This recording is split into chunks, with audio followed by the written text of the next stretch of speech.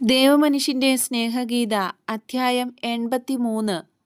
ഈശോ യൂദാസിനെ ഓർത്ത് വിലപിക്കുന്നു. തീക്ഷ്ണമതി സൈമൺ ഈശോയെ ആശ്വസിപ്പിക്കുന്നു.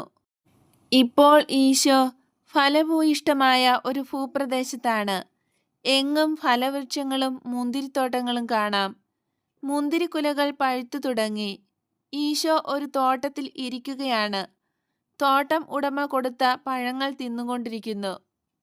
ഈശോ പ്രബോധനം അവസാനിപ്പിച്ചതേയുള്ളൂ.